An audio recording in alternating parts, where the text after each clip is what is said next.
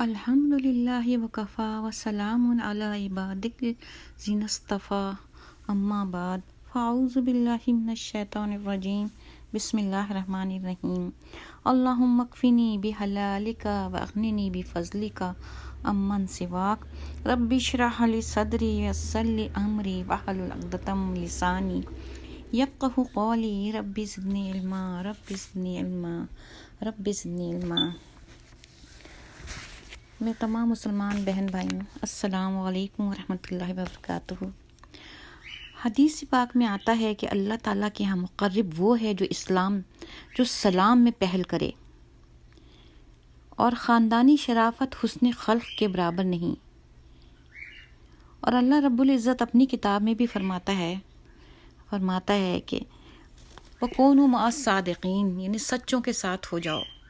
یعنی ہمارے دین کی جو پوری بیس ہے، بنیاد ہے، وہ اسی بات پہ ہے، ادب اور اخلاق پہ۔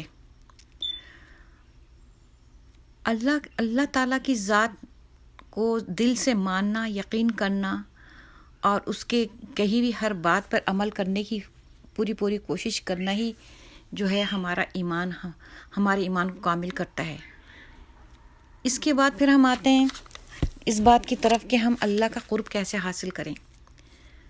ہم اس راستے میں ہمارے بے شمار لوگ گزرے جنہوں نے بے انتہا جد و جہد کی، خانقاہوں میں دن و رات لگائے، اللہ کی صدائیں بلند کیں، اور ذکر و اذکار دن بھر رات بھر مراقبوں میں ڈوبے رہے، اور اللہ تک پہنچنے کے لیے بے پناہ مشقت اٹھائی، اور بے شمار لوگوں نے اللہ کا قرب حاصل کیا، جس میں آج بھی بڑے بڑے نام ہیں ہمارے سامنے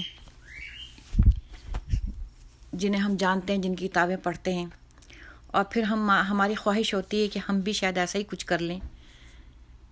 لیکن ہر انسان کی اپنی اپنی بساط ہوتی ہے، ہر انسان کا اپنا کی حالت ہوتی ہے، اپنا ماحول ہوتا ہے، اپنی ضروریات، اپنے فرائض ہوتے ہیں کہ وہ کس حد تک کیا کر سکتا ہے۔ اسلام صرف اللہ کا قرب حاصل کرنا صرف یہ نہیں ہے کہ آپ جو ہیں دن اور رات جو ہے عبادت میں لگے رہیں، اور قرآن کی تلاوت ہے، تسبیحات ہیں، جو بھی نیکی کا کام ہے، بے شک یہ بہت بہترین چیزیں ہیں، بہت اچھی چیزیں ہیں۔ لیکن اللہ تعالیٰ نے ہمیں جب دنیا میں بھیجا ہے تو اس کے ساتھ ساتھ ہمارے پر بہت سارے فرائض، بہت ساری چیزیں ایسی رکھ دی ہیں، مسائل بھی ہیں، خوشیاں بھی ہیں، غم بھی ہیں، مسئلے مسائل ہیں، رزق کی تلاش ہے، کیونکہ رزق کی تلاش کرنا بھی اسلام کی ایک بنیادی چیز ہے، کیونکہ رزق کی تلاش ہمیں جو ہے حلال طریقوں سے رزق تلاش کرنے کا ذریعہ بنتی ہے، ورنہ حرام تو بہت سارے طریقے ہیں، انسان ہاتھ پہ ہاتھ دھر کے بھی حرام چیزیں حاصل کر سکتا ہے، برے راستوں سے بھی حرام کما سکتا ہے۔ لیکن اللہ تعالیٰ نے اس لیے اس کو بہت افضل کہا کہ فجر کی نماز پڑھتے ہی جو ہے رزق کی تلاش میں نکل جاؤ۔ تو جو لوگ اپنے فرائض ادا کر رہے ہیں، 5 وقت کی نماز پڑھ رہے ہیں، روزے رکھ رہے ہیں، قرآن کی تلاوت کر رہے ہیں، اور پھر اس کے بعد اپنا سارا وقت جو ہے روزگار تلاش کرنے میں، محنت مشقت میں گزارتے ہیں، اور بہت صحیح طریقے سے کرتے ہیں، شرعی دائرے میں رہ کے کرتے ہیں، اور اللہ تعالیٰ کی نافرمانیوں سے بچتے ہیں، تو ایسے ہی لوگ اللہ کے مقرب بندے ہوتے ہیں۔ اللہ کی معرفت پا لینے کا مطلب یہ نہیں ہے کہ آپ کے ہاتھ میں کوئی سند پکڑا دی جائے گی کہ بھئی اب تم عارف باللہ ہو گئے، اب اللہ سے جڑ گئے آپ۔ یہ کوئی آپ کے ہاتھ میں سند نہیں آتی، بلکہ یہ آپ کے دل کے اندر ایک مادہ پیدا ہوتا ہے، جس میں آپ کو خود محسوس ہو جاتا ہے، اور آپ سمجھ جاتے ہیں کہ ہم اللہ سے نزدیک تر ہیں۔ اور اس بات کو سمجھنے کے لیے کہ اللہ سے ہم کتنے نزدیک تر ہیں، بہت چھوٹی سی معمولی سی بات ہے، اگر ہم اس پہ عمل کر لیں تو ہمیں ساری حقیقت سمجھ میں آ جائے، اب وہ ہے اخلاق، حسن ظن، لوگوں سے اچھا گمان کرنا۔ ہمیں کہا گیا ہے کہ لوگوں سے اچھا گمان کرو، اگر ہم کسی کی بری بات بھی دیکھیں تو یہ سوچ لیں کہ اس کا کوئی روشن پہلو بھی ہوگا، اس کو تلاش کریں، روشن پہلو کو تلاش کریں، اور اس چیز سے ہٹ جائیں کہ کوئی بات اگر ہمارے سامنے بری نظر آ رہی ہے تو ضروری نہیں کہ وہ پوری کی پوری ایسی بری ہی ہو۔ اور دوسری چیز یہ ہے کہ اپنے اخلاق کا جائزہ لینا۔ سچے دل سے اگر آپ اللہ کی معرفت چاہتے ہیں نا، اور اللہ کا قرب چاہتے ہیں. آپ چاہتے ہیں کہ اللہ تعالیٰ مجھے اپنے ولیوں میں شامل کر لے، اللہ تعالیٰ ہمارا درجہ بھی صدیقین میں ہو جائے. یہ اتنا آسان نہیں ہے آج کل کے دور کے لوگوں کے لیے. خاص طور پہ اگر میں خواتین کی بات کروں تو دیکھا جائے تو خواتین کے لیے بہت آسان بھی ہے کہ ہم اگر صرف اپنے گھر کی چار دیواری میں رہ کے پرسکون طریقے سے اپنے بچوں کی پرورش کریں، ان کو دین سکھائیں، ان کو سچ اور جھوٹ کی پہچان کرائیں، اپنے فرائض پورے کریں، اپنے شوہر کی فرمانبرداری کریں اور کسی کو تکلیف نہ پہنچائیں اور اللہ کے دیے ہوئے احکام کی پیروی کریں. اللہ تعالیٰ نے ہمارے پر بہت زیادہ مشقت نہیں ڈالی ہے. ہمارے لیے 5 وقت کی نمازیں ہیں جو اگر آپ چاہتے ہیں کہ آپ بہت طویل پڑھیں، طویل سجدے کریں، زیادہ وقت گزاریں، آپ یہ بھی کر سکتے ہیں. اگر آپ کے پاس وقت نہیں ہے اور آپ کی ہمت نہیں ہے تو آپ صرف اتنا ہی کریں جتنا کہا گیا ہے. آپ 4 فرض پڑھ لیں اور سنت موقدہ پڑھ لیں، آپ کی نمازیں ہو جائیں گی. آپ گناہ گار نہیں ہوں گے اگر آپ نے فرض ادا کر لیا. آپ کو یہ فرض نمازیں جہنم سے بچا لیں گی. اس کے بعد پھر درجات ہوتے ہیں جو آپ نے سنت موقدہ پڑھی، واجب پڑھی، آپ نے نفل پڑھے، کہیں کہیں کوتاہی ہوئی، کہیں کہیں کمزوریاں ہوئیں، وہ اللہ تعالیٰ معاف کرنے والا ہے کیونکہ ہم استغفار کا سہارا لیتے ہیں اور ہمیں کرنا چاہیے. استغفار ضرور کرنا چاہیے ہر نماز کے بعد، اور تسبیح کر سکیں تو بہت ہی اچھی بات ہے. سب سے زیادہ ضروری چیز ہے وہ ہمارے اندر اخلاق کا فقدان ہے. اگر ہمارے اخلاق اعلیٰ ہوں، اگر ہماری زبان کسی کو کے ساتھ بد کلامی نہیں کرتی ہے، اگر ہماری زبان دوسروں کے اوپر طعن و تشنیع نہیں کرتی ہے، دوسروں کو ذلیل نہیں کرتی ہے، ہمارے اندر بڑوں کا ادب ہے، بڑوں کا لحاظ ہے، تو ہمارے لیے راستہ بہت آسان ہو جاتا ہے. بہت ہی آسان ہو جاتا ہے کہ آپ اپنی زبان سے کسی کو تکلیف نہیں پہنچا رہے. ہم صرف اپنے پیغمبر محمد صلی اللہ علیہ وسلم کی سیرت پہ نظر رکھیں، ان کی سیرت کی کتابیں پڑھیں اور دیکھیں کہ رسول پاک صلی اللہ علیہ وسلم نے کیا کہا ہے، ہم سے کیا کچھ کہا ہے، کس بات پر عمل کرنے پر زور دیا ہے. تو یہاں پر بھی آپ کو آسانیاں نظر آئیں گی، مشکل نظر نہیں آئے گی. کسی سے نرمی سے بات کرنا، سلام میں پہل کرنا. سلام میں پہل کرنا تو کوئی مشکل نہیں ہے، لیکن آج کل تو کچھ ایسا ہی مزاج بن گیا ہے کہ ایک دفعہ اگر آپ نے کسی کو سلام کر لیا تو دوسری دفعہ آپ یہ سوچتے ہیں کہ بندہ مجھے سلام کرے، یا آپ بڑے ہیں تو بھائی چھوٹا ہی مجھے سلام کرے، یا کوئی آپ کو سلام نہیں کر رہا، توجہ نہیں دے رہا تو میں بھی نہ کروں. اگر ہمارے سامنے صرف یہ چیز ہو کہ حدیث پاک میں آتا ہے کہ سلام میں پہل کرنا اللہ کا قرب کا باعث بنتا ہے، تو ہر شخص آگے بڑھ کے سلام کرے، اور اس شخص کو نیکیاں زیادہ ملتی ہیں جو پہلے سلام کرتا ہے. اسی طرح اس کے بعد معانقہ کرنا ہے، یعنی کہ ہاتھ ملانا ہے، مصافحہ کرنا ہے. معانقہ تو مطلب یہ ہے کہ گلے ملنا جو ہے اسلام میں کی سنت میں اس میں داخل نہیں ہے. ہاں، جب رسول پاک صلی اللہ علیہ وسلم جب کوئی سفر سے آتا تھا تو اس سے معانقہ کرتے تھے، لیکن مصافحہ کرنا ہمارے دین میں داخل ہے اور اس کا بے انتہا ثواب ہے جو ہم آہستہ آہستہ چھوڑتے جا رہے ہیں. خاص طور پہ کورونا کی وبا نے تو ایسا غلط فہمی میں مبتلا کر دیا کہ لوگوں کو اب ایک دوسرے سے ہاتھ ملاتے ہوئے ڈر لگتا ہے. آگے بڑھ کے گلے مل لیں گے لیکن ہاتھ ملانے سے گھبرائیں گے. تو اس کو اسلام میں جاری کیجیے، لوگوں کو سلام کریے، لوگوں سے ہاتھ ملائیے، لوگوں کی خیریت پوچھیے، لوگوں کے دکھ درد میں شامل ہو جائیے، لوگوں کی مدد کریں.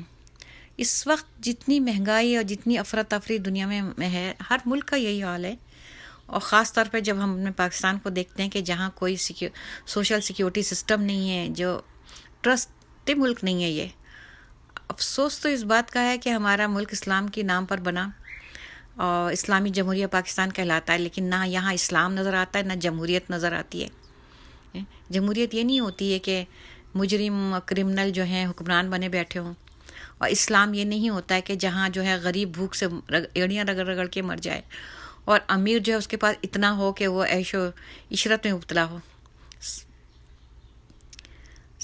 سب کچھ ہماری نظروں کے سامنے چل رہا ہے. آپ جو لوگ وہاں رہتے ہیں وہ تو دیکھ ہی رہے ہیں اپنے چاروں طرف، جس طرح سڑکوں پہ لوگ غریب اور مجبور جس طرح سڑکوں پہ بھیک مانگتے پھر رہے ہیں.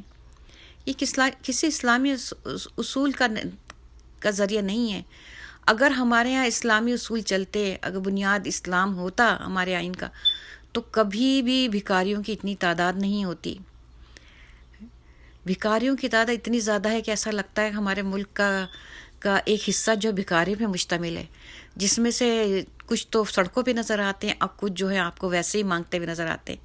سفید پوش بھکاری بھی ہوتے ہیں، جو بظاہر انہوں نے لباس بھی پہنا ہوا ہے، ٹھیک ٹھاک بھی لگ رہے ہیں، لیکن وہ ہر وقت ان کی ضرورتیں اتنی زیادہ ہیں اور تنگی اتنی ہے کہ وہ مانگنے پہ مجبور ہیں، یا عادت سے مجبور ہیں، یا واقعی ان کی ضرورتیں اتنی زیادہ ہیں. تو ہمارے اخلاق یہیں پہ بنتا ہے کہ ہم جو ہیں لوگوں کی مدد کریں، لوگوں کی ضرورتیں پوری کریں، اور جہاں جس وقت جس کو مدد کی ضرورت ہے آگے بڑھ کے اس کے کام کریں. اور یہی چیز ہمیں اللہ کا مقرب بنا دے گی. اللہ کی معرفت کوئی بہت انوکھی چیز نہیں ہے. اللہ تو کہتا ہے کہ میرے بندے میرے دوست ہیں. ہر مسلمان جس نے ایک دفعہ یہ کہہ دیا کہ میرے دل میں ایمان ہے، جس نے کلمہ پڑھا، جو اس کلمے پہ یقین رکھتا ہے، وہ اللہ کا دوست ہے. لیکن ہاں، دوست ہونے کے درجات ہیں. کون کس حد تک دوست ہے. آپ زیادہ اونچا پہنچنا چاہتے ہیں، آپ چاہتے ہیں کہ آپ کے دل میں الہام ہو، آپ چاہتے ہیں آپ کو بشارتیں حاصل ہوں، آپ چاہتے ہیں کہ آپ فوراً اس چیز کو سمجھ لیں کہ کیا برا ہے، کیا خراب ہے، کیا سچ ہے، کیا جھوٹ ہے، آپ کے سامنے دنیا کی سچائی سامنے نظر آ جائے. تو اس کا ایک ہی طریقہ ہے کہ آپ جو ہے ہر چیز سے منہ موڑ کے اپنی اخلاق کو درست کریں، اپنی زبان کو درست کریں، اپنی زبان سے کسی کو رنج نہ پہنچائیں، کسی کو کمتر نہ سمجھیں. اگر آپ کے گھر میں کوئی کام کرنے والی آتی ہے تو اس کا مطلب یہ نہیں ہے کہ وہ آپ سے کمتر اور چھوٹی ہے. اگر کوئی سڑک پہ عورت بھیک مانگ رہی ہے، یا کوئی مرد یا نوجوان یا معذور آپ سے ہاتھ پھیلا رہا ہے، تو اس کا مطلب یہ نہیں ہے کہ وہ آپ کوئی برتر انسان ہے اور وہ کوئی بہت چھوٹا انسان ہے. یہ تو اللہ تعالیٰ ہے جس نے جو ہے دنیا میں انسان کے لیے آزمائشیں رکھی ہیں. اللہ تعالیٰ نے کسی کو اتنا دے دیا اور اس کو دے کے اس کو آزمایا ہے کہ وہ اس میرے دیے ہوئے رزق کو کس طرح خرچ کرتا ہے، کہاں کہاں اس کی تقسیم ہوتی ہے، کس چیز پہ پیسہ لگاتا ہے، کس چیز سے اپنے لوگوں کی غریبوں کی مدد کرتا ہے. اور کسی کو نہیں دے کر اس آزمائش میں مبتلا کیا کہ جب میں اپنے بندے کو دکھ دیتا ہوں تو وہ اس پر بھی صبر کرتا ہے. یعنی 2 اصول ہیں صبر اور شکر کے، کہ نہ ملنے والوں کو صبر اور ملنے والوں کو شکر. جب ہم سچے دل سے صبر بھی کریں گے اور سچے دل سے شکر ادا کریں گے تو ہم اللہ کے مقرب بندے بن جائیں گے. تو میرے پیارے بہن بھائیوں، کوشش کرو اس بات کی کہ دنیا سے رخصت ہونے سے پہلے اللہ کے ولی بن جاؤ، اللہ کے دوست بن جاؤ، اللہ کی معرفت پالو. اور اللہ کی معرفت پانا بہت آسان ہے، کوئی مشکل کام نہیں ہے.